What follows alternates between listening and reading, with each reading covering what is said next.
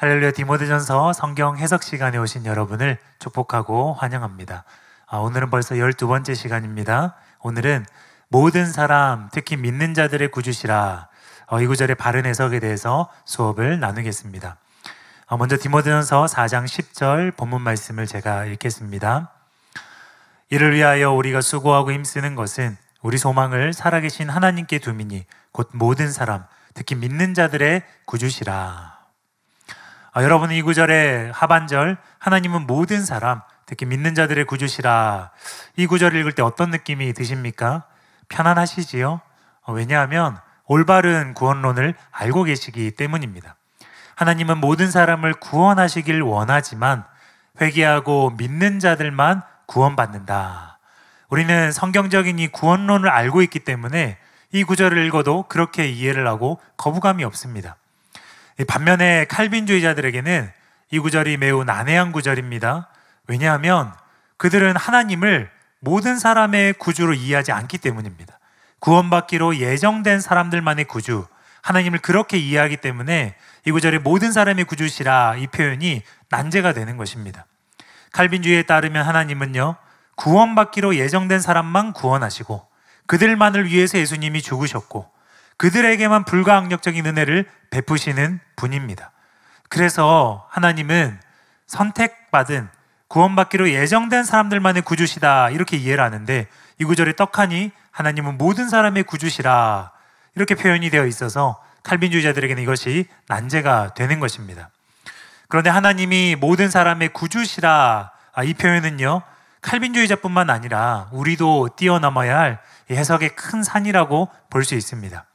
왜냐하면 바울은 우리가 이해하고 있는 것처럼 하나님은 모든 사람을 구원하길 원하신다라고 하지 않고 하나님 모든 사람의 구주시라, 이렇게 단정적으로 말했기 때문입니다. 옥스퍼드 주석이 이 난점을 잘 설명했습니다.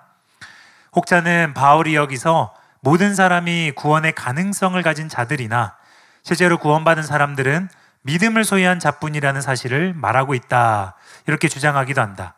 그러나 본문은 가능성을 언급하는 것이 아니라 현재 상태, 곧 실제로 하나님께서 모든 사람들의 구주이시면서 믿는 자들의 구주임을 밝히고 있다는 점에서 이는 타당한 주장이 아니다. 즉 무엇이라 라고 번역된 ST는 현재의 확실한 상태를 나타내는 직설법 현재 능동태인 것이다. 그러니까 영어에서 I am 할 때 am이나 그 다음에 he is 할 때 is나 이런 것들은 그냥 상태를 나타내는 거죠. 그 사람의 신분, 지위를 나타내는 것이죠. 물론 우리는 이 구절을 해석하기 위해서 여러 가지 성경적인 근거를 들 수 있습니다. 직간접적인 10절에서도 들 수 있고 디모데전서 4장에서도 들 수 있고 신약 성경 전체에서도 하나님 모든 사람을 구원하길 원하시지만 회개하고 믿는 자만 구원받는다, 이 기본적인 복음 진리를 근거를 여러 가지를 들 수 있어요. 근데 그럼에도 불구하고 바울이 지금 여기서 하나님은 모든 사람의 구주시라, 이렇게 현재의 확실한 상태를 표현하고 있다. 구원받기를 원하신다거나 구원받을 가능성이 있다거나 그렇게 표현하고 있는 게 아니라 모든 사람의 구주시다, 이렇게 표현하고 있다는 점을 반박하지 못하면 우리는 이 구절을 해석할 수 없다는 것입니다. 칼빈주의자들은 우리의 그런 해석을 들으면서 그저 이 구절에 대한 또 하나의 알미니안주의적 해석이구나, 그렇게 생각할 것입니다. 우리 쪽의 주장을 전할 뿐만 아니라 칼빈주의자들이 제기하는 이 문제에 대한 완벽한 답을 내놓아야만 이 구절에 대한 해석이 된다는 것입니다. 그래서 이 구절의 해석이 어렵고 이 구절이 난해 구절인 것입니다. 지난주에 제가 짧게 말씀드린 대로 저도 연구를 하면서 바로 이 부분을 넘지 못해서 해석을 포기했습니다. 수업을 포기했습니다. 그런데 하나님의 은혜로 지난주에 그것을 이해하게 되었고 해석이 어렵사리 가능하게 되어서 오늘은 이 점을 함께 나누길 원합니다. 첫 번째로 모든 사람의 구주시라, 이것은 과연 보편구원론의 근거인가? 칼빈주의자들도 알마니안주의자들도 이 구절을 난해 구절로 여깁니다. 유일하게 편안하게 이 구절을 해석하는 자들이 있습니다. 아니, 이 구절을 읽으면서 쾌재를 부르는 자들이 있습니다. 바로 보편구원론자들입니다. 이들은 하나님은 모든 사람을 결국 다 구원하신다, 이렇게 믿습니다. 그래서 그들은 이것을 난해 구절로 여기지 않습니다. 모든 사람의 구주시라를 있는 그대로 받아들이면 이 표현이야말로 자기들의 구원론에 아주 강력한 근거 구절이 되기 때문입니다. 그래서 브루스 바톤은 이들의 주장을 이렇게 소개했습니다. 어떤 이들은 모든 사람의 구주라는 구절을 하나님이 모든 사람에게 선을 베푸시고 결국 모든 사람을 구원하실 것이라는 의미로 해석했다. 실제로 보편구원론자들이 이것을 근거로 들고 있다는 것입니다. 그러나 이들의 기쁨도 잠시이고요. 10절 마지막 구절을 보시면 이 10절 구절이 보편구원의 근거 구절이 아니라 보편구원론을 부정하고 있는 구절이라는 것을 우리가 알 수 있습니다. 10절을 다시 읽겠습니다. 이를 위하여 우리가 수고하고 힘쓰는 것은 우리 소망을 살아계신 하나님께 두미니 곧 모든 사람 특히 믿는 자들의 구주시라. 여기 특히 믿는 자들의 구주시라 라는 부분 때문에 보편구원론은 성립될 수 없습니다. 여러분 이 구절 잘 보시기 바랍니다. 만약에 보편구원론을 인정하게 되면 먼저 모든 사람의 구주시라, 이것도 구원받는 거지요. 그들의 이해에 따르면 그것도 완벽한 구원을 받는 겁니다. 그런데 그 뒤에 특히 믿는 자들의 구주시라 이 표현이 또 있기 때문에 이 두 가지를 합치면 어떻게 되는 것입니까? 모든 사람이 구원을 받지만 믿는 자들은 다른 차원의 2차적으로 다음 단계의 그 이중 구원을 받는다, 이런 의미가 된다는 것입니다. 네, 괜찮습니다. 그러나 성경은 구원에 대해서 이렇게 차등을 두거나 단계를 나누고 있지 않습니다. 그러므로 모든 사람의 구주시라는 모든 사람이 우리가 이해하는 그 구원을 받는다, 그런 의미가 아니라는 것입니다. 또한 9절에 보면 보편구원론이 틀렸다는 증거가 나옵니다. 9절 보시면요, 미쁘다 이 말이여 모든 사람이 받을 만하도다, 다 받는도다, 이것이 아니라 받을 만하도다 이렇게 했지요. 근데 여기 미쁘다 이 말이여 라는 표현은요, 문자적으로 보면 믿을 만한 말씀이다, 미쁘신 말씀이다, 그런 의미입니다. 이 구절은 목회서신에서 바울이 주로 구원과 관계된 말씀을 전할 때 썼습니다. 그런데 바울은 이 믿을 만한 말씀, 구원의 말씀, 이 복음의 말씀을 모든 사람이 다 받는다 이렇게 하지 않았고 받을 만하도다 라고 분명히 말했지요. 그렇기 때문에 이 표현 자체가 복음을 믿음으로 받는 사람도 있고 안 받는 사람도 있다는 것입니다. 받을 수도 있고 못 받을 수도 있다는 것입니다. 복음을 믿음으로 받는 자들은 구원받지요. 그러나 그렇지 못한 자들은 구원을 못 받는다는 의미가 받을 만하도다 이 표현에 내포되어 있다는 것입니다. 그러므로 보편구원론은 잘못된 것입니다. 그들은 다 받는다고 이해하기 때문입니다. 또 조금만 문맥을 넓혀봐도 이런 구절이 있습니다. 7절에서 8절을 보면요, 망령되고 허탄한 신화를 버리고 경건에 이르도록 내 자신을 연단하라. 육체의 연단은 약간의 유익이 있으나 경건은 범사에 유익하니 금생과 내생에 약속이 있느니라. 지난 수업 시간에 다루었듯 이 경건은 이미 얻은 것이 아니라 경건에 이르도록 부단히 연단해야 하는 것입니다. 경건을 잃어버릴 수도 있기 때문에 그런 것이지요. 또 그렇게 연단하여서 경건을 계속 이루어 나가는 자에게만 지금도 오는 세상에서도 영생의 약속이 있습니다. 그러므로 이 구절은 경건하게 순종하는 자만 최종 구원을 받고 그렇지 않은 자는 구원을 잃어버릴 수 있다는 그런 의미입니다. 보편구원론자들처럼 모든 사람이 다 결국 구원받는다면 이런 구절이 필요가 없지요. 따라서 보편구원론은 틀렸습니다. 그 외에도 디모데전서 4장 1절에서 2절에 보면 양심에 화인 맞은 거짓 교사들, 즉 구원받을 가능성조차 없는 자들이 나오지요. 그러니까 디모데전서 4장만 보더라도 이렇게 구원받을 가능성이 없는 사람도 있고 또 모든 사람이 구원받는 게 아니라는 것이 곳곳에 나옵니다. 보편구원론은 바른 주장이 아니라는 것입니다. 따라서 모든 사람의 구주시라라는 구절은 하나님이 모든 사람의 구주이심으로 모든 사람이 결국 다 구원을 받는다, 그 의미가 아닙니다. 이제 두 번째로 칼빈주의자들의 해석을 살펴보겠습니다. 칼빈주의자들은 하나님은 모든 사람을 구원하시는 구주시다, 이렇게 사실을 진술한 것처럼 보이는 이 문제를 해결하기 위해서 다양한 시도를 합니다. 예를 들어서 웨인 그루뎀은요, 여기서 구주라는 의미가 이중적인 의미를 가진다고 봅니다. 즉 모든 사람의 구주에서는요, 이 구주가 영혼의 구원자가 아니라 보존자, 안전을 지켜주는 사람, 그런 의미이고, 믿는 자들의 구주에서는 구주가 영혼의 구원자라는 것입니다. 이렇게 앞에서는 구주를 사람들의 생명을 보존하고 그들을 위험에서 건져내는 그런 의미에서 보존자라고 보고, 뒤에서는 구주를 영혼의 구원자로 본다는 것입니다. 거스리도 이렇게 말했습니다. 이 표현 가운데 나타난 구주라는 말은 그 일반적인 의미인 보호자로 이해되어야 한다. 사실 믿는 자들을 하나님의 구원 능력에 대한 특별한 대상자들로 뽑아내고 있는 10절 마지막 부분은 구주라는 단어가 이중적인 의미로 사용되고 있음을 암시해 준다. 이 문제가 너무 어렵기 때문에 이렇게 이중적으로 보는 것입니다. 모든 사람을 구원한다, 이건 말이 안 되기 때문에 앞에서는 그게 아니라 생명을 지켜주고 보존해주고 안전을 지켜주고 그런 의미에서, 넓은 의미에서 이 보존자로 보고, 그러나 특별히 그 중에서 생명이 지켜지고 있는 중에서 회개하고 믿은 사람, 사실 그들은 회개를 넣진 않지요. 그 중에서 믿는 사람, 그런 사람들에게는 구원자가 되신다. 이렇게 이중적으로 이 소테르, 구주라는 말을 이해하는 것입니다. 그러나 여러분, 딱 들어봐도 어떻습니까? 무리가 있지요. 한 구절 내에서 똑같은 단어인데 이 구주라는 단어가 모든 사람에게도 걸리고 믿는 자들에게도 걸리는, 문법적으로 그렇게 되어 있는데 이 구주라는 단어가 여기선 이 의미, 저기선 저 의미 다르게 쓰이고 있다는 주장은 아무런 근거가 없고 또 무리한 추측이라는 것입니다. 무엇보다 디모데전서에서 구주는요, 보존자가 아니라 영혼의 구주를 의미합니다.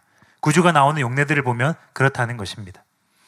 다음으로 이제 칼빈주의자들은요, 여기 모든 사람 할 때 이 모든이 모든 사람, everyone이 아니라 모든 종류를 의미한다고 해석합니다. every kind를 의미한다고 해석합니다.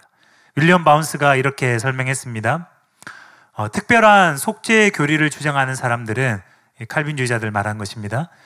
이들은 모든 사람들을 모든 종류 또는 모든 그룹으로 자주 이해하고 이 구절을 유대주의에서 이방인 세계로 교회가 성장하는 것을 반영하는 것으로 해석한다.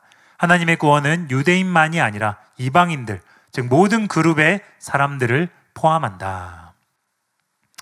이 견해는 디모데전서 2장 1절에서 6절, 거기에도 모든 사람이라는 표현이 여러 번 나오는데 거기에서 복음이 유대인뿐만 아니라 이방인에게도 이제 널리 전해지는 것, 그 문맥이기 때문에 바로 여기에서 착안한 견해라는 것입니다. 유대인 그룹과 이방인 그룹, 이렇게 하나님의 복음은 모든 그룹에게 이제 전해지게 되었다. 그럴듯하지만 이것은 문맥과 맞지 않는 해석입니다. 바울은 절대로 모든 사람을 모든 그룹이라는 의미로 쓰지 않았다는 것입니다. 4강에서 설명을 해드린 대로 디모데전서 2장 1절 6절 단락에서 모든 사람은요, 모든 종류의 사람이 아니라 말 그대로 모든 사람입니다. 모든 사람 개개인을 의미하는 것이지 집단적인 의미에서 모든 종류, 모든 그룹을 의미하는 게 아니라는 것입니다. 다음으로 칼빈주의자들은 이제 마지막인데요, 여기 특히라는 단어가 있지요. 모든 사람, 특히 믿는 자들, 그 특히라는 단어를 특히로 해석하지 않습니다. 매우, 더욱, 특히 이런 뜻으로 보지 않고 이것을 다시 말하면 곧, 즉 이렇게 해석합니다. 예를 들어서 옥스퍼드 주석은 이렇게 설명합니다. 본문의 해석에 있어서 관건이 되는 것은 특히로 번역된 말리스타란 단어이다. 여기서 말리스타는 정확히 말하면 또는 다른 말로 하자면으로 번역할 수 있다. 그렇다면 본문에서 이 단어는 앞서 나온 모든 사람을 믿는 자들로 제한하는 역할을 하는 것이 된다. 즉 본문은 하나님께서 믿음을 가진 모든 자들의 구주 되심을 말하는 것으로 볼 수 있는 것이다. 그래서 이 사람 어떻게 해석합니까? 모든 사람 곧 믿는 자들. 그래서 믿는 자들의 모든 사람, 믿는 자들 전부, 그거를 지금 말하고 있다는 것입니다. 모든 사람이 아니라 모든 신자를 말한다는 것입니다. 물론 이 특히라는 단어에 이런 굉장히 드문 뜻이 있긴 있습니다. 근데 이것은 성경에는 안 나온 용례이고 다른 문서에 있는 파피루스에 있는 용례이고 또 이들은 아니다, 성경에도 보면 이 단어가 특히가 아니라 곧이라고 쓰인 그 용례가 있다. 제가 실제로 디모데후서 4장 13절이나 디도서 1장 10절을 찾아봤더니 곧이 아니라 그냥 특히로 이해하는 것이 더 자연스러운 용례들이더라고요. 더구나 가까운 문맥에서 바울은 이 단어를 곧이 아니라, 다시 말해서가 아니라 말 그대로 특히 이런 의미로 썼습니다. 바로 다음 장인 5장 8절 17절을 보면요, 누구든지 자기 친족, 특히 자기 가족을 돌보지 아니하면 믿음을 배신한 자요 불신자보다 더 악한 자니라. 또 17절에요, 잘 다스리는 장로들은 배나 존경할 자로 알되 말씀과 가르침에 수고하는 이들에게는 더욱 그리할 것이니라. 여기 특히는 앞집단충에 속하지만 특별히 더 좁게, 더 특별하게 해당하는 다른 그룹을 말하는 것이지요. 장로 전체 그룹이 있지만 거기에서 특히 말씀과 가르침에 수고하는 자들, 이런 좁은 그룹이 있는 것과 마찬가지이지요. 이 외에도 성경에서 특히라는 단어, 이것은 12번 쓰였는데 모두 매우 또는 특별히 그런 뜻으로 쓰였다는 것입니다. 그래서 칼빈주의자들이 이 단어의 뜻을 무리하게 적용하는 것으로 볼 수 있습니다. 그런데 더 나아가서 이 점을 칼빈주의자들은 아무도 말을 하지 않는데, 제가 볼 때 여기서 특히를 고시라고 해석을 하게 되면 이 큰 문제가 생기게 됩니다. 왜냐하면 이것은 그렇게 해석을 하게 되면 이 구절을 보편구원론으로 해석할 수 있는 길을 열어주는 것이 되기 때문입니다. 칼빈주의자들은 자기 주장에만 몰두했습니다. 자기 해석을 끌어내는 데에만 몰두한 나머지 모든 사람은 곧 믿는 자들이니까 모든 사람은 모든 신자를 의미한다고 무리하게 해석을 했지요. 근데 이렇게 볼 경우에 역으로도 성립한다는 거예요. 믿는 자들은 곧 모든 자들이다. 모든 사람은 다 믿는 사람이다. 이런 말도 성립한다는 거예요. 모든 신자로 한정해서 해석할 수도 있지만 모든 사람 곧 믿는 자들이 이렇게 돼버리면 봐라, 모든 사람이 결국 다 믿는 자들이다. 이런 뜻으로도 볼 수 있다는 것입니다. 보편구원론자들은 칼빈주의자들과 똑같은 논리로 거봐라, 결국 모든 사람은 다 믿게 될 것이기 때문에 모든 사람 곧 믿는 자들이라고 한 것이 아니냐. 만약에 이렇게 주장을 한다면 칼빈주의자들은 자기가 자기 주장을 묶는 꼴이 되는 것입니다. 자승자박이 되는 거예요. 그들이 억지로 해석을 하려고 하다 보니까 본의 아니게 이렇게 보편구원론자들에게도 이 힘을 실어주는 용어 해석을 하고 있는 것입니다. 칼빈주의자들의 주석에서도, 어떤 주석에서도 이 특히를 고수로 다시 말해서로 해석할 때에 자기 주장이 얼마나 유리한지 말하기에 바쁘지, 이 해석을 이렇게 하게 되면 보편구원론자들에게도 힘을 실어주는 결과가 된다, 그렇게 말하는 곳을 한 곳도 보지 못했습니다. 그러니까 이런 해석들은 다 무리한 해석이라는 것을 지금 설명을 드리고 있는 것입니다. 이상 살펴본 대로 이 구절의 특히라는 표현을 고수로 해석하면 안 됩니다. 목회서신과 신약 성경의 용례대로 특히라고 해석해야 됩니다. 그러므로 지금까지 살펴본 칼빈주의자들의 해석은요, 문맥과 맞지 않고 또 용어의 해석과도 의미와도 맞지 않습니다. 그래서 따라서 이 구절은 여전히 풀리지 않은 상태로 남아 있습니다. 세 번째로, 그렇다면 모든 사람의 구주시라 라는 구절을 어떻게 이해해야 하나? 지금까지 설명드린 대로 보편구원론자들도 칼빈주의자들도 이 구절의 해석에 실패했습니다. 그러면 우리는 모든 사람의 구주시라 라는 구절을 어떻게 이해해야 할까요? 정답을 들으시면 조금 허무하실 수도 있겠지만 정답은 이 구절의 문자 그대로입니다. 하나님은 모든 사람에게도 구주이시지만 특히 믿는 자들의 구주시다, 그 의미로 받아들이시면 된다는 것입니다. 아니, 그렇게 받아들이고 싶은데 그게 지금 이해가 안 되고 문제가 돼서 지금까지 설명드린 것 아닙니까? 맞습니다. 지금 이제 설명을 들으시면 우리가 이 구절을 있는 그대로 받아들이지만 그렇다고 해서 구원자라는 단어의 의미를 이중적으로 취할 필요도 없고, 또 하나님께서 모든 사람의 구원자 되심을 부정할 필요도 없다는 것, 이것에 대해서 깨달은 바를 설명해 드리길 원합니다. 먼저 저도 그랬지만 우리가 이 구절을 해석할 때에 구원론에 대한, 구원자의 역할과 개념에 대한 편견에서 벗어나야 됩니다. 칼빈주의자들이 만들어 놓은 프레임에서 벗어나야 됩니다. 그것이 이 문제의 발단이기 때문입니다. 여러분, 이 문제는요, 칼빈주의자들이 구원의 과정을 오해한 데서 생긴 것입니다. 또 구원자로서 하나님의 역할을 오해한 데서 생긴 것입니다. 그들은 하나님을 어떻게 이해합니까? 절대 주권에 의해서 구원을 행하시는 분, 구원의 과정에 있어서 전적으로 역사하시고 전적으로 일하시는 분, 그 구원의 과정에서 인간의 어떠한 노력이나 인간의 어떠한 영향도 개입되지 않아야 되고, 이런 식으로 이해를 하지요. 그래서 그들은 구원자 딱 이러면 실제로 어떤 이의 영혼을 구원하시는 분, 이렇게 갇힌 생각으로 이해를 한다는 거예요. 또 예를 들어서 칼빈주의자들은 이 구절 앞부분에 나오는 수고하고 힘쓰는 것, 이를 위하여 우리가 수고하고 힘쓰는 것, 이 표현도 오해합니다. 찰스 스윈돌이 그 오해를 이렇게 설명했습니다. 우리는 수고하고 힘쓰지만 우리의 목표는 구원이 아니다. 우리 신자들이 수고하고 힘쓰는 이유는 구원을 얻기 위해서가 아니라 이미 구원받았기 때문이다. 하나님은 구주이시다. 구원은 그분이 하시는 일이지 우리가 하는 일이 아니다. 그러니까 하나님 구주이심에 대해서 어떻게 이해를 하고 있는 것입니까? 어떤 영혼을 구원하시는 분, 그렇게만 좁게 한정적으로 딱 이해하고 있다는 거예요. 그리고 이 구원에 있어서 인간의 역할을 철저하게 배제하고 무시하고 있다는 거예요. 하나님께서 오로지 전적으로 구원을 행하시는 것으로 이렇게 이해를 합니다. 그래서 이 본문에 이런 구원의 과정에 대한, 구원자로서의 역할에 대한 잘못된 프레임을 씌운 것입니다. 하나님은 사람의 의지와 상관없이 누구를 선택하셔서 불가항력적인 은혜를 베푸셔서 그를 구원하신다. 구주시라라는 표현을 딱 이렇게 이해한다는 거예요. 그래서 이 구절을 오해하게 되는 것입니다. 여러분, 분명 하나님은 모든 사람의 구주이십니다. 그런데 여기서 이 구주라는 표현, 구원자라는 말뜻은 누구를 강제로 구원하신다는 뜻이 아닙니다. 또는 사람의 의지와 상관없이 구원하신다는 뜻도 아닙니다. 잘 들으십시오. 이것은 인간의 반응과는 무관하게 하나님은 모든 사람의 구주시라라는 말은 하나님께서 모든 사람에게 구원자로서 행하실 일을 신실하게 다 행하신다, 그런 의미입니다. 사람이 구원받고 말고가 하나님의 구원자 되심에 영향을 주는 게 아니라는 거예요. 예를 들어서 구원자로서 하나님께서 행하시는 것은요, 사람들이 믿을 만한 신실한 복음을 계시하는 거예요. 그의 종들에게.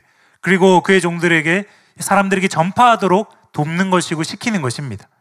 또 하나님을 알 수 있는 자연 계시를 만물 가운데 표현하고 심어 놓는 것입니다. 또 사람이 다 헤아릴 수 없는 하나님의 경륜 속에서 영혼이 구원받을 수 있도록 하나님이 행하셔야 할 구원의 일들, 구원자로서 하셔야 할 일들을, 그 은혜를 다 베푸신다는 것입니다. 이런 차원에서 하나님은 모든 사람의 구원자시다, 그렇게 충분히 말할 수 있다는 것입니다. 하나님은 객관적으로 구원자이신데 그 구원자로서의 역할, 구원자로서의 사역을 다 하신다, 그 의미라는 거예요. 누가 실제로 구원받아야만 하나님이 구원자시고 그가 구원받지 못하면 하나님이 구원자가 아니게 되는, 여러분 잘 들으셨나요?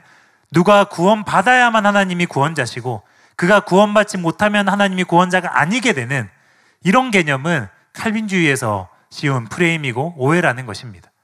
모든 사람이 구원받는 것은 아니지만 하나님은 모든 사람에 대하여 구원자로서 행하실 일을 다 하신다는 것입니다. 좀 더 쉽게 설명드리겠습니다. 예를 들어서 하나님은 하나님이십니다. 하나님은 스스로 계시는 분이시고 그분의 영광과 존재와 속성은 어떠한 것에도 영향받지 않으시고 변함이 없으십니다. 그런데 만약에 어떤 사람이 하나님을 믿으면 그 사람에게만 비로소 하나님이 하나님이시고, 어떤 사람이 하나님을 안 믿으면 그 불신 때문에 하나님이 아니시게 되는 것입니까? 전혀 아니지요.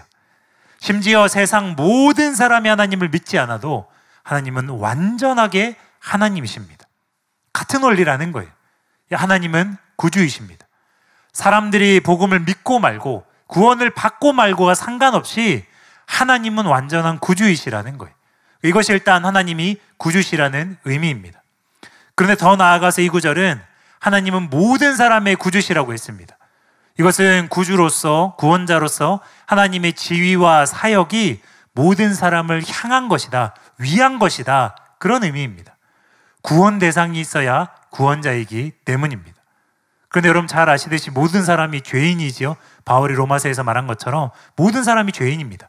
그래서 모든 사람이 하나님의 구원 대상일 수밖에 없습니다.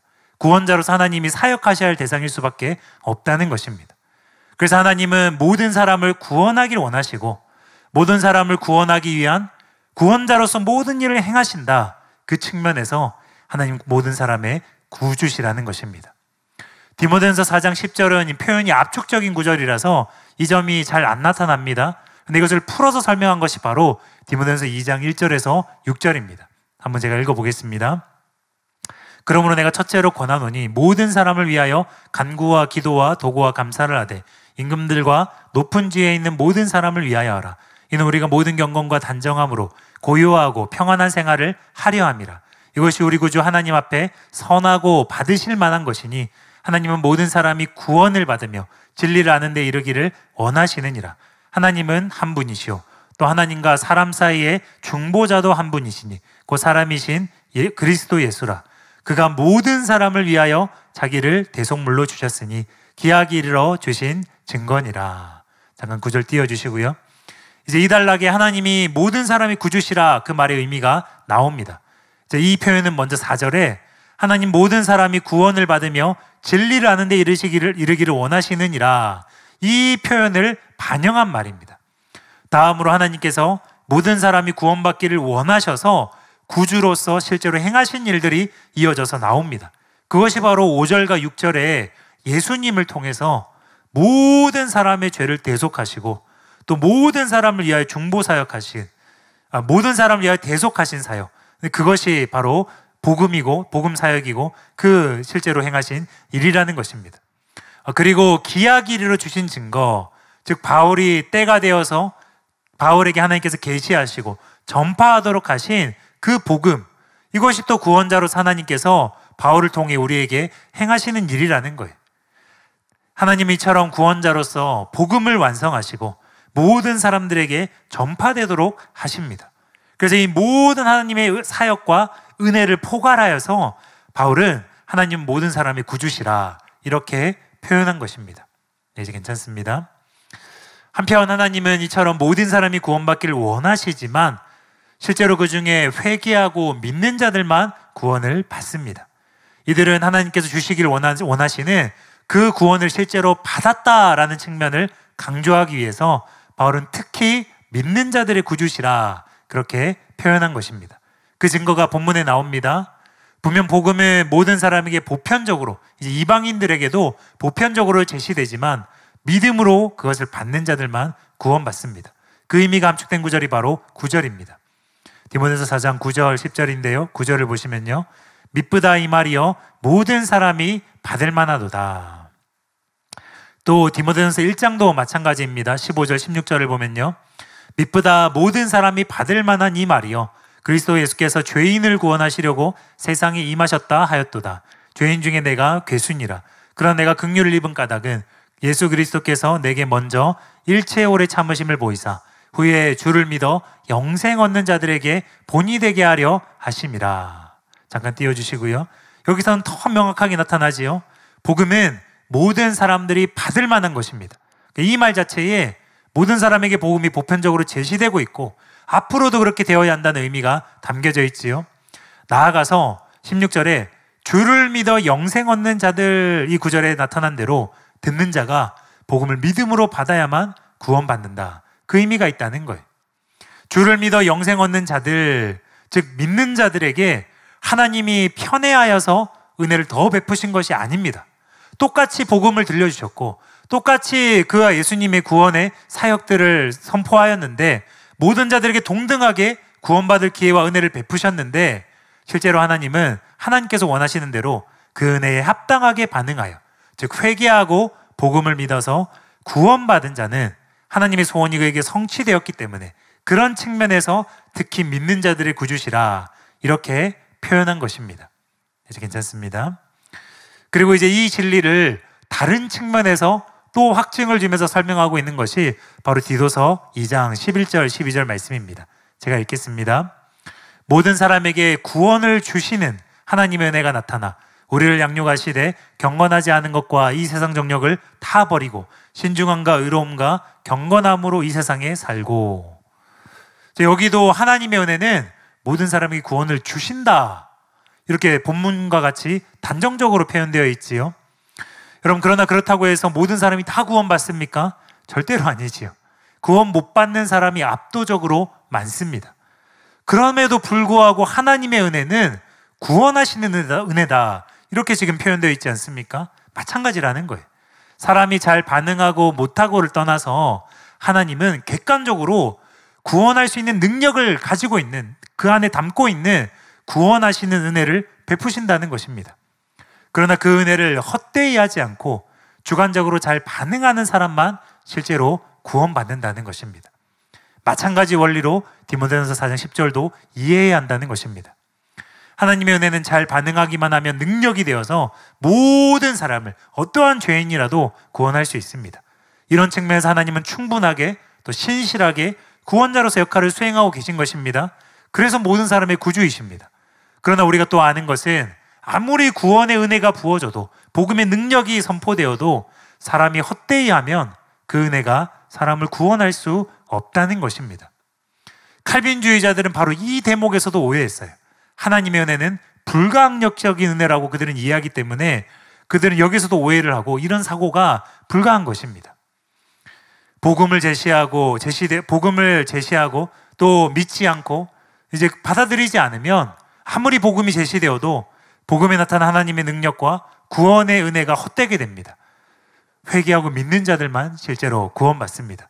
그래서 하나님은 특히 믿는 자들의 구주시라는 거예요. 이한수 교수님이 잘 설명했습니다. 구원은 모든 사람을 위한 것이다. 구원의 보편적 전망이 여기서 강조된다. 하지만 그것은 어디까지나 믿음을 조건으로 삼는 보편성이다. 하나님은 믿는 모든 자들의 구원자가 되시기 때문에 그리스도인 지도자들은 복음 전도에 힘쓰고 애쓸 필요가 있다.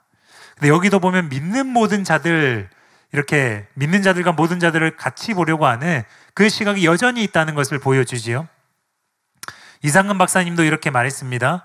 하나님은 만민의 창조자이시고 만민의 구원을 원하시며 독생자를 보내시사 만민을 위해 대속하게 하셨다. 이런 의미에서 그는 만민의 구주시다. 그러나 믿는 자만이 영원한 구원을 받는다. 이런 엄격한 의미에서 그는 믿는 자들의 구주시다. 더 정확하게 말했지요. 또 토마스 칸스터블은 이렇게 말했습니다. 다시 바울은 하나님이 모든 사람의 구주이심을 강조하는데 하나님이 이 구원을 가능하게 하시기 위해 그리스도를 속전으로 준비하셨기 때문이다. 그러나 하나님은 특별한 방식으로 믿는 자들의 구주가 되신다. 그들을 구원하고자 하시는 하나님의 뜻은 단지 믿는 자들 속에서만 열매를 맺기 때문이다. 이제 이분도 정확하게 표현을 했지요. 그러므로 이 구절은요, 하나님은 모든 사람을 구원하기를 원하셔서 구원자로서 그들에게 은혜를 베푸시고 구원받기에 충분한 일들을 다 하신다는 거예요. 복음을 보편적으로 제시한다는 거예요. 그러나 그 중에서 실제 믿는 자들만 하나님의 원대로 구원을 받는다. 이제 이 구절은 그렇게 이해해야 한다는 것입니다. 이제 마지막으로 네 번째입니다. 모든 사람의 구주시라라는 구절에 대한 결정적이고 명쾌한 해석. 자, 여러분, 이제 지금 3대지에서 제가 설명드린 것은 지난주에 어렵사리 깨달은 것, 저도 칼빈주의자들의 구원에 대한 그 편견과 프레임에 잡혀 있어서 이 구절을 이해하지 못했다가 구원에 대해서 다시 묵상을 하고 하나님 구원자시다라고 할 때 그 구원자로서의 역할이 어디까지인가를 다시 묵상할 때 깨닫게 하신 걸 통해서 이 구절을 풀어나간 것입니다. 분명히 이 해석은 바른 것이고 칼빈주의자들의 반론을 충분히 반박할 수 있는 해석입니다. 그런데 여러분 어떻습니까? 설명이 다소 복잡하고 너무 길지요. 제가 이렇게 이해를 하고 있으면서도 제 안에 뭔가 더 명쾌하고 분명한 것이 없을까? 더 결정적이고 확실한 게 없을까? 깔끔하고 또 짧으면서도 선명하게 이걸 해석할 수 있는 게 없을까? 맞는 것 같긴 한데 뭔가 마음에 들지 않는다. 더 성경적이고 분명하게 해석하는 방법이 없을까? 그렇게 고민하고 있었습니다. 그래서 마침 지난주에 이제 수양관에 올라가게 되었는데요. 학장님께 이 구절을 질문했습니다. 그래서 이 구절에 대한 논점과 견해들을 간략히 설명을 드리고 또 제가 어렵사리 이해하게 된 그 해석을 말씀을 드렸는데 학자님께서 그 설명을 다 듣고 나서는 곧바로 해석이 되었다고 하시면서 이제 다음 구절을 근거로 알려주셨습니다. 누가복음 2장 11절입니다. 오늘 다윗의 동네에 너희를 위하여 구주가 나셨으니 곧 그리스도 주시니라. 잠깐 띄워주시기 바랍니다. 여러분 이해가 되십니까? 저는 처음에 이 구절을 말씀하실 때에 저도 분명히 연구할 때 지나가면서 이 본 구절인데 제가 너무 단순하게 생각한 거예요. 하나님 구주시라 이러니까 예수님 구주시라라는 건 일단 제가 처음에 제치고 본 거예요. 그리고 이제 조금 더 다시 한번 봤을 때에도 이것을 연결하지 못하고 캐치를 못했습니다. 어떻게 저 구절이 이 난제에 대한 해석이 될까? 담임 목사님께서 이 구절을 말씀하실 때 좀 의아했습니다. 이게 뭡니까? 들어도 듣지 못하고 보아도 보지 못하는 것이 이제 괜찮습니다. 마치 산에서 담임 목사님께서 산삼이 여기 있다고, 목사님 눈앞에 3m 앞에 산삼이 있다고 그 캐라고 말해도 뭐가 산삼이고 뭐가 독초인지 몰라서 엉뚱하게 독초를 캐고 있는 그런 어떤 심정이었습니다. 근데 여러분, 이 구절은 정말 정확하게 오늘 우리가 고민하고 있는, 또 어떤 주석에서도 명쾌하게 답을 못 내리고 있는, 어떤 주석에도 3대지에 대한 답도 없습니다. 3대지와 같이 설명도 못합니다. 1대지나 2대지에 머물러 있는데 이 난제에 대한 너무나 명쾌하고 선명한 정답입니다. 그것을 설명해 드리겠습니다. 먼저 우리가 주목해야 될 것은 이 구절에서 예수님은 너희를 위한 구주시다, 이렇게 기록되어 있다는 것입니다. 다시 누가복음 2장 11절을 보면요, 오늘 다윗의 동네에서 너희를 위하여 구주가 나셨으니 곧 그리스도 주시니라. 그럼 보십시오. 설명 필요 없습니다. 거두절미하고 예수님은 너희를 위한 구주이십니다. 영혼의 구원자시냐, 안전을 보장하는 보존자시냐, 믿는 자들만의 구주시냐, 모든 자들의 구주시냐, 복잡한 것을 따질 필요가 없습니다. 구주니까 구주라고 하고 있는 것입니다. 여기서도 구주, 디모데전서 4장 10절에서도 구주. 하나님과 예수님은 동일한 분이시기 때문에 그냥 구주시라고 하고 있는 거예요. 그냥 예수님은 존재 자체가 구주십니다. 너무 간단하지요? 다음으로 이 구절에 너희는 천사의 복된 소식을 듣고 있는 목동들입니다. 이제 괜찮습니다. 이 구절에 너희는 지금 1차적으로는 천사의 복된 소식을 듣고 있는 목동들입니다. 그럼 한번 생각해 보십시오. 그들이 다 신자였을까요? 아니었을 가능성이 높습니다. 그러므로 예수님은 신자들만을 위한 구주가 아니라 모든 사람을 위한 구주시다. 이것이 너희를 위한 구주가 나셨으니 이 표현에 담겨 있는 거예요. 과연 그렇습니까? 목동들 다 신자면 어떡합니까? 그게 아닙니다. 앞뒤 문맥을 보면 분명히 우리가 그것을 알 수 있습니다. 이 구절에 너희는 목동을 포함한 전 이스라엘 백성이기 때문입니다. 8절부터 11절을 보면요, 그 지역의 목자들이 밤에 밖에서 자기 양떼를 지키더니 주의 천사가 곁에 서고 주의 영광이 그들을 두루 비추매 크게 무서워하는지라. 천사가 이르되 무서워하지 말라. 보라, 내가 온 백성에게 미칠 큰 기쁨의 좋은 소식을 너희에게 전하노라. 오늘 다윗의 동네에 너희를 위하여 구주가 나셨으니 곧 그리스도 주시니라. 그럼 보십시오. 11절에 너희는 목자이지만 10절을 보면 그들이 좋은 소식의 전달자입니다. 예수님이 구주로 오셨다는 이 좋은 소식은 온 백성에게 미칠 좋은 소식입니다. 그러므로 11절에 너희를 위하여는 목동뿐만이 아니라 목동들을 통해서 이 좋은 소식을 듣게 될 온 이스라엘 백성을 의미한다는 거예요. 네, 이제 괜찮습니다. 이스라엘 백성 중에는 신자만 있는 게 아니라 불신자들도 많지요. 오히려 훨씬 더 많지요. 예수님이 실제로 전 인류를 구원하신 것도 아니고 지금도 불신자들이 훨씬 더 많지만 그런 것과 상관이 없는 거예요. 모든 사람을 구원하시냐 마냐 이런 거 상관이 없는 거예요. 11절은 너희를 위하여 구주가 나셨으니 그렇게 말했습니다. 예수님의 탄생의 목적은 모든 사람의 구주가 되시기 위함입니다. 예수님은 그들이 구원받고 말고를 떠나서 모든 사람을 위한 구주가 맞습니다. 이걸로 해석이 끝난 거예요. 다음 구절들은 더 분명하게 예수님이 모든 사람의 구주이심을 보여줍니다. 해석은 완벽하게 끝났지만 추가 증거들을 보여드리겠습니다. 디모데전서 2장 5절에서 6절입니다. 곧 사람이신 그리스도 예수라. 그가 모든 사람을 위하여 자기를 대속물로 주셨으니 기하기 이르러 주신 증거니라. 예수님은 모든 사람을 위한 구주시다. 죄를 대신해서 없애주는 것이 구주이시지요. 죄로부터 구원해 주시는 것이니까요. 또 요한일서 4장 14절을 보면요, 정말 간단합니다. 아버지가 아들을 세상의 구주로 보내신 것을. 또 끝났지요. 보십시오. 예수님은 신자들의 구주가 아니라 온 인류를 위한 구주, 세상의 구주이십니다.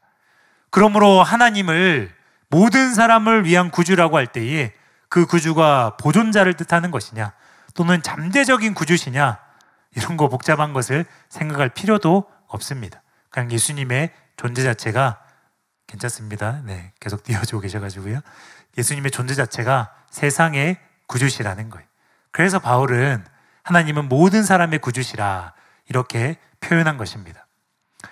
이제 다음으로 누가복음 2장 11절에서 중요한 것은 너희를 위하여 라는 표현입니다. 11절 다시 보면요, 오늘 다윗의 동네에 너희를 위하여 구주가 나셨으니 곧 그리스도 주시니라. 디모데전서에도 비슷한 표현이 나옵니다. 5절에서 6절을 보면요, 특히 6절을 보면요, 그가 모든 사람을 위하여. 여기 두 구절 모두 예수님은 모든 사람을 위한 구주라고 나옵니다. 모든 사람을 구원하는 구주가 아니라 모든 사람을 위한 구주라는 거예요. 네, 됐습니다. 그러므로 이 표현 자체가 사람이 해야 할 역할이 있음을 보여주는 표현이라는 거예요. 예수님은 온 세상의 구주이시지만 믿는 자만 실제로 구원받기 때문입니다. 그래서 모든 사람을 구원하는 구주가 아니라 위한 구주라고 표현한 것입니다. 또 비슷한 표현으로 하나님도 모든 사람을 구원하시는 분 이렇게 표현하지 않고 모든 사람을 구원하기를 원하시는 분 이렇게 기록되어 있다는 것입니다. 디모데전서 2장 4절입니다. 하나님은 모든 사람이 구원을 받으며 진리 아는 데에 이르기를 원하시느니라. 여기에도 하나님은 구원하기를 원하시지만 사람이 믿고 회개해야만 구원받는다. 그 의미가 여기에 내포되어 있다는 것입니다. 여러분, 그러므로 믿는 자만 구원을 받기 때문에 보편 구원론은 틀린 것입니다. 너희를 위하여, 모든 사람을 위하여 하나님은 구원받기를 원하시느니라. 이런 표현들을 보면 틀렸다는 걸 알 수 있죠. 또 하나님은 모든 사람을 구원하기 원하심으로 모든 사람을 위하여 세상의 구주시라. 너희를 위하여 구주가 나셨으니, 그런 표현들을 보면요, 칼빈주의자들의 이 절대 주권에 의한 선택, 예정론, 이것도 틀렸다는 것입니다. 하나님은 모든 사람의 구주이시지만 구원받는 사람들은 믿는 사람들 뿐입니다. 그래서 특별히 믿는 자들의 구주시라라고 표현한 것입니다. 이제 오늘 본문 10절 말씀을 다시 보겠습니다. 이를 위하여 우리가 수고하고 힘쓰는 것은 우리 소망을 살아계신 하나님께 두미니 곧 모든 사람, 특히 믿는 자들의 구주시라. 여러분, 이제 어떻습니까? 눈이 밝아지지 않았습니까? 이 구절이 선명하게 이해가 되시지요? 예수님은 모든 사람을 위한 유일한 구주로서 이 땅에 태어나셨고요, 유일한 구주로서 십자가에서 전 인류의 죄를 짊어지시고 대신 죽으셨습니다. 이것이 모든 사람의 구주로서 예수님이 행하신 일입니다. 이것이 예수님이 모든 사람을 위한 구주시다, 그 의미입니다. 그러나 회개하고 그 예수님을 임금과 구주로 영접하는 자들에게만 구원이 실제로 이루어집니다. 이것이 특히 믿는 자들의 구주시라라는 말씀의 의미입니다. 그리고 지금 너무 충분히 설명이 다 된 거지만 마지막으로 쐐기를 박자면, 이 진리는요, 바울이 비시디아 안디옥에서 행한 설교를 보면 다시 한번 확증이 됩니다. 먼저 바울은 설교 내용 중에서 예수님이 전 인류를 위한 구주이심을 선언합니다. 사도행전 13장 22절 23절입니다. 패하시고 다윗을 왕으로 세우시고 증언하여 이르시되 내가 이새의 아들 다윗을 만나니 내 마음에 맞는 사람이라 내 뜻을 다 이루리라 하시더니 하나님이 약속하신 대로 이 사람이 후손에서 이스라엘을 위하여 구주를 세우셨으니 곧 예수라. 지금 복음의 내용을 설명하고 있기 때문에 예수님은 이스라엘을 위한 구주시라 이렇게 표현되어 있지만요, 실제로 예수님은 안디옥에서 이 복음을 듣고 있는 이방인들도 위한 구주이시죠. 그래서 그들에게 이 구주이심을 선언하고 복음을 전파하고 있는 것이지요. 그러니까 모든 사람이 구주시라는 거예요. 연이어 바울은 이 복음 내용을 다 설명하고 나서 이제 이렇게 그들에게 결단을 촉구하면서 말합니다. 38절 39절을 보면요, 그러므로 형제들아 너희가 알 것은 이 사람을 힘입어 죄사함을 너희에게 전하는 이것이며 또 모세의 율법으로 너희가 의롭다 하심을 얻지 못하던 모든 일에도 이 사람을 힘입어 믿는 자마다 의롭다 하심을 얻는 이것이니라. 예수님 구주신데 여기 보십시오. 38절은 회개입니다. 39절은 믿음입니다. 그러므로 바울은 예수님이 모든 사람을 위한 구주이시나 회개하고 믿는 자만 구원받고 그에게 실제로 예수님이 구주가 되신다, 이것을 말하고 있는 것입니다. 분명히 이해가 되시지요? 여러분, 3대지와 4대지 설명을 들으면서 어떤 생각이 드셨습니까? 3대지에서는 뭔가 막힌 부분이 뚫리면서 맞는 설명이다, 그렇지, 그게 공감은 되고 이해는 되는데 이것이 정말 결정적이다거나 정말 선명하다거나 그런 것은 아니고 아직은 뭔가 모호하고 그러지 않았습니까? 반면에 여러분이 누가복음 2장 11절이라는 이 결정적인 증거로 설명을 들으니까 너무나 간결하고 너무나 선명하게 이해가 되고 또 공명이 너무나 되고 와닿고 이해가 쏙쏙 되지 않습니까? 이것이 차이라는 거예요. 뭐 난제를 설명할 때, 성경 구절을 해석할 때에 어렵고 복잡한 어떤 문법이나 또 문맥이나 비교 구절이나 물론 그런 것들로 설명하는 게 필요하지만 결정적인 증거가 없이 설명하는 것은 이토록 설명하는 것도 어렵고 이해하는 것도 참 이게 어렵다는 거예요. 반면에 결정적인 증거로 설명을 하면 이것이 이렇게 우리에게 유익이 되고 싶다는 것입니다. 이처럼 결정적인 증거를 본문과 성경 자체에서 찾는 것은 너무나 중요한 것입니다. 이것이 실력 중에 실력입니다. 이것은 성경적인 것이고 결정적인 것이고 선명하고 명확한 것이고 마음에 공명이 깊이 되는 그런 해석을 할 수 있게 하기 때문입니다. 성경으로 성경을 해석하는 것이기 때문입니다. 설명할 때도 너무 쉽고 듣는 분들도 너무 선명하고 쉽게 이해가 되기 때문입니다. 그런데 여러분, 학장님께서는요, 오늘 예를 든 것처럼 성경의 난제들에 대해서 문법이나 학설이나 논리적인 설명을 장황하게 늘어놓는 것이 아니라 그것들도 다 같이 설명을 하시지만 그런 것으로만 설명하는 것이 아니라 늘 이렇게 성경 그 자체가 말하고 있는 가장 결정적인 근거를 찾아서 설명을 하신다는 거예요. 그래서 그것이 지난 몇 주 동안 담임 목사님께서 설명하고 계신 그 설교가 가장 쉽다는 것, 가장 쉬운 설명이라는 그 말뜻이라는 것입니다. 분명히 그 구절이 있는 것을 알고 있었는데도 설명을 듣기 전에는 그 구절이 무슨 뜻인지 몰랐는데 설명을 듣고 나니까, 해석을 듣고 나니까 눈이 밝아지고 이것이 맞구나, 그래서 성경 저자가 이렇게 말했구나 공명하게 되고, 또 그 구절이 추측이나 이런 것이 아니라 성경 본문에 떡하니 있는 그 표현과 구절을 가지고 결정적으로 해석을 하시니까 너무 분명하고 확실하게 또 쉽게 이해가 된다는 거예요. 여러분, 심지어 오늘 수업은 난제가 하나였습니다. 그런데 담임 목사님의 설교를 보면 난제들이 첩첩 쌓여 있는 그런 주제를 설교하실 때도 마찬가지라는 거예요. 대목마다 이렇게 결정적인 증거, 성경적인 근거들로만 이렇게 설명을 하시기 때문에 학장님의 설교는 어려운 것이 아니라 정말로 쉬운 것입니다. 주석을 한 번이라도 읽어보신 분들은 제 말에 깊이 공감을 하실 것입니다. 그래서 제가 오늘 수업을 준비하면서 어떻게 해야 되나, 다소 설명이 복잡한 3대지는 그냥 과감하게 다 생략해버리고 4대지만 이렇게 설명을 할까? 결정적인 근거만 말씀을 드릴까? 그렇게 하다가 이런 생각이 든 거예요. 이번 강의에서 3대지와 4대지를 다 설명을 하자. 그러면 성도님들이 자연스럽게 비교하면서 들으실 것이고, 그러면 담임 목사님께서 하시는 그 설교와 그 설명하시는 방법이 얼마나 높은 차원에 있는 것인지, 얼마나 보배로운 것인지 정말 와닿을 수 있는 그런 사례가 되겠다, 좋은 예시가 되겠다, 그런 생각이 들어서 일부러 제가 두 가지 설명을 같이 드린 것입니다. 여러분, 이해가 되시지요? 막 와닿으시지요? 그러므로 지금 사랑하는 교회에서 담임 목사님을 통해서 선포되고 있는 이 로마서에 대한 진리, 또 산상수훈에 대한 진리, 이 보배로운 진리들을 우리가 정말로 집중하여서 잘 듣기를 원합니다. 난제 중에 난제를 결정적인 증거들로만 가장 쉽고 또 선명하게 설교하고 계신 것을 우리가 명심하고 이 기회를 놓치지 않고 듣고 소화하기를 원합니다. 그러면 어떤 일이 나는 것입니까? 그럴 때 단지 설교만 듣는 것이 아니라 이런 결정적인 증거들은 연구로 나오는 게 아닙니다. 성령님께서 보여주셔야만 되는 것이고 깨닫게 해주셔야만 아는 것인데, 그것이 바로 성령의 음성이죠.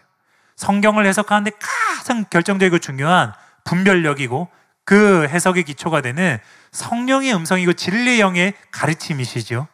그래서 어떤 일이 일어납니까? 담임 목사님께 말씀하신 성령님께서 마찬가지로 우리 안에서 진리의 영으로 운행하시고 음성을 들려주시고 빛을 비춰주신다는 거예요. 이 빛을 한 번 보는 것이 너무 중요한 것인데, 이 음성을 한 번 듣는 것이 우리의 분별력과 해석과 어떤 그런 것들이 굉장히 유익이 되는 것이고 수준을 높이는 것인데, 실제로 우리의 영 가운데 그런 일이 일어난다는 것입니다. 무엇이 성경적인 진리인가? 무엇이 맞는 해석인가?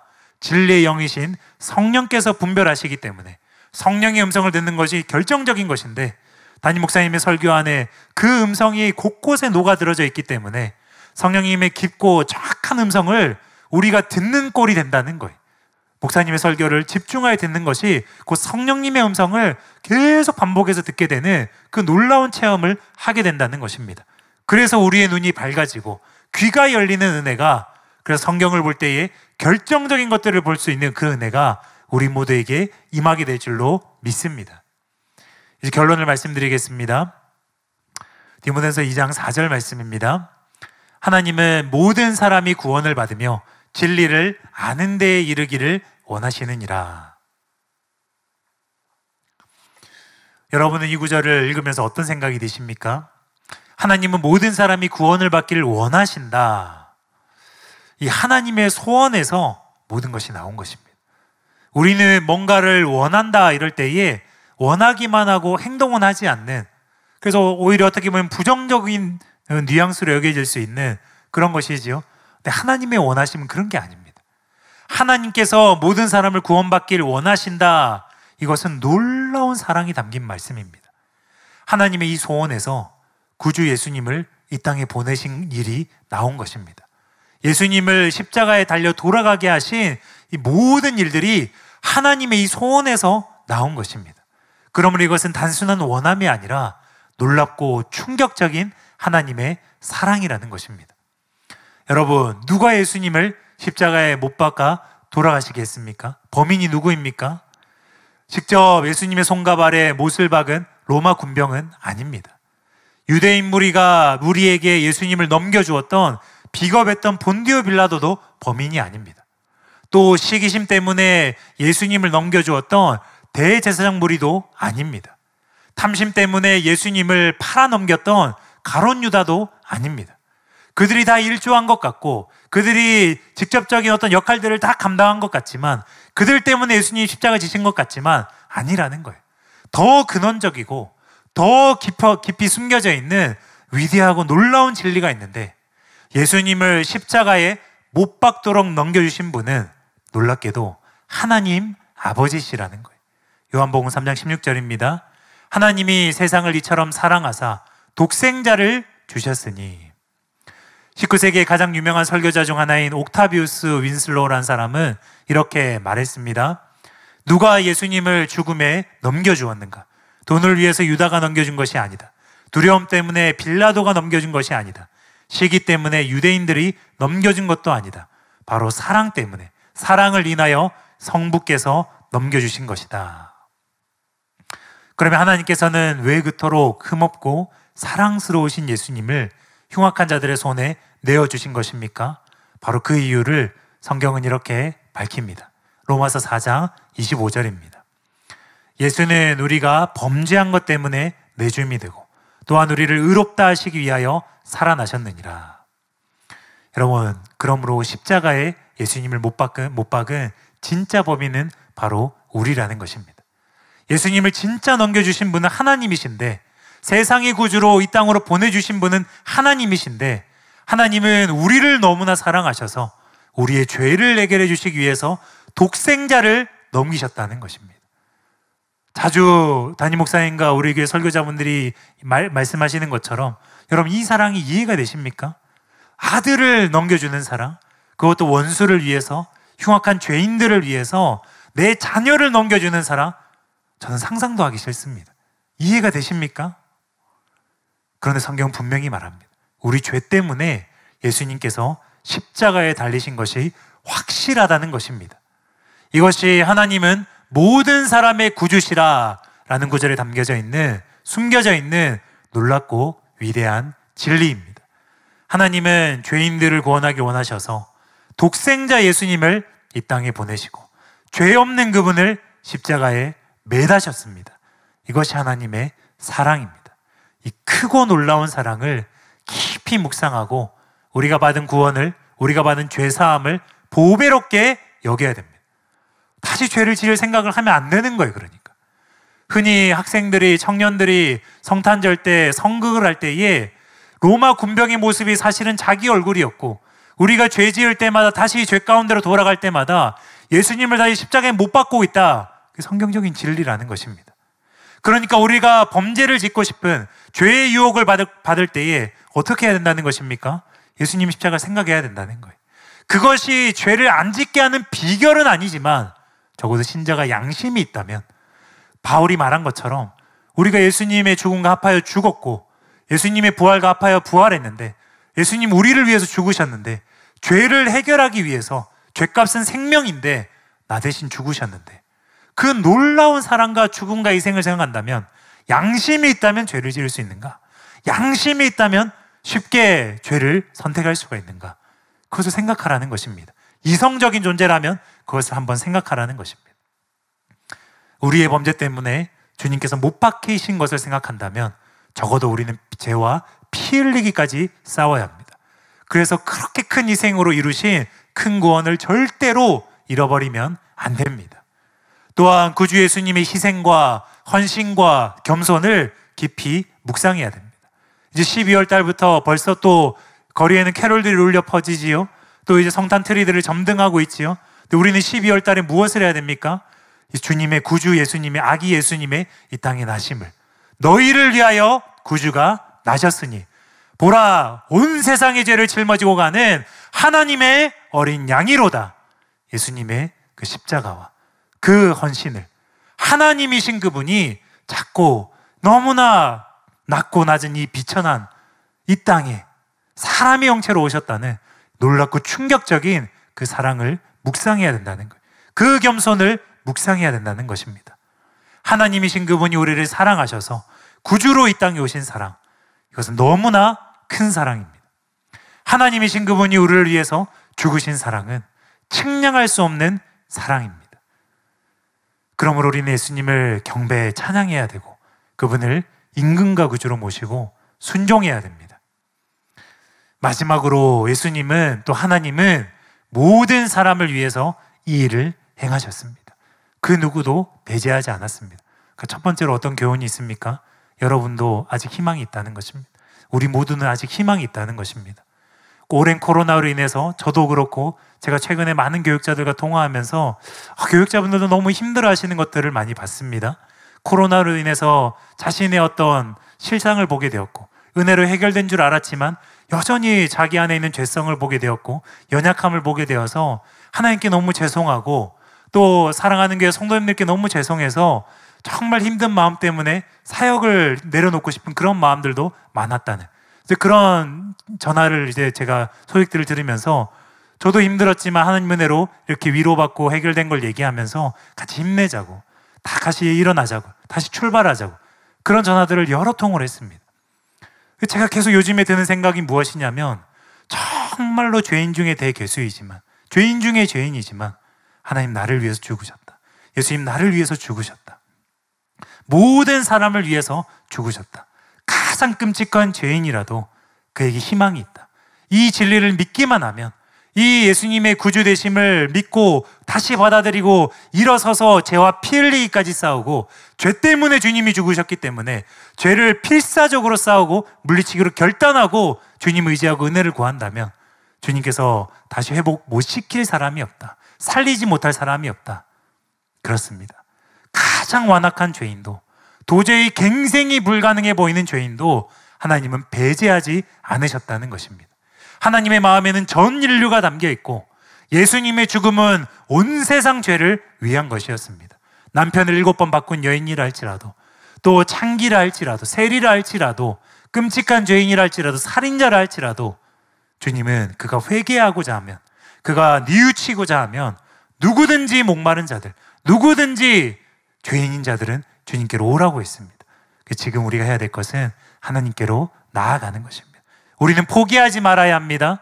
그가 아무리 완악한 죄인이라도 그가 아무리 완강하게 복음을 거부한 자라도 이제 이 구절에서 우리가 2차적으로 얻을 수 있는 교훈은 하나님께서 모든 사람이 구원받기를 원하시기 때문에 우리 가족에게 아직 희망이 있다는 것입니다. 내 친지 동료에게 희망이 있다는 것입니다. 몇 년이 됐을지라도 수십 년이 지났을지라도 그에게 아직 희망이 있다는 것입니다. 예수님이 그를 위해 죽으셨기 때문에 그가 아무리 복음을 거부할지라도 그가 아무리 주님을 받아들이지 않은 지 10년, 20년, 30년, 60년이 지났다 할지라도 그의 생애가 끝나는 그날까지 우리는 포기하지 말아야 합니다. 나아가서 우리는 열방의 영혼들의 구원을 위해서도 절대로 비관하지 말고 배제하지 말고 기도와 복음 전파에 힘써야 합니다. 아프리카의 부흥에 대해서만 기도할 것이 아니라 담임 목사님께서 언젠가 말씀하신 것처럼 한국의 지교회들의 부흥을 위해서도 기도해야 됩니다. 대한민국의 부흥을 위해서도 여전히 우리는 기도해야 됩니다. 가능성이 높고 낮고를 떠나서 바울이 디모데후서에서 디모데에게 말한 것처럼 너는 때를 얻든지 못 얻든지 복음을 전하기를 힘쓰라 말했습니다. 하나님은 구원자이십니다. 저와 여러분은 복음을 세계에, 복음을 만민에게 전파해야 될 복음 전파자의 사명을 갖고 있습니다. 그들이 믿든지 안 믿든지 하나님 구원자로서 모든 은혜를 베푸시는 것처럼 그들이 복음을 받아들이든지 안 받아들이든지 저와 여러분은 복음을 사수하고 복음 진리를 먼저 사수하고 복음 진리를 힘써서 수고하고 애써서 모든 사람들에게 받을 만하도록 전해야 되는 그 책임이 우리에게 있는 것입니다. 그 구절에 보면 때를 얻든지 못 얻든지 전하라고 했는데 그 비결이 나옵니다. 하나님의 능력을 의지해서 경책하고 권면하고 권하라. 그 의미를 보면 그들의 죄를 밝히 드러내라. 그들의 실상을 드러내라. 그래서 그들이 죄인이라는 걸 깨닫게 해주어라. 그래서 그들이 충격받게 해주고 그들이 뉘우치게 만들고 회개하게 만들고 하나님을 찾게 만들고 주님을 붙들게 만들라. 그 의미가 그 안에 담겨 있다는 것입니다. 그래서 우리는 은혜를 구해야 됩니다. 복음은 하나님의 능력이고 성령의 나타나심으로만 하나님의 능력으로만 복음을 전할 수 있습니다. 그래서 여러분 포기하지 마시기 바랍니다.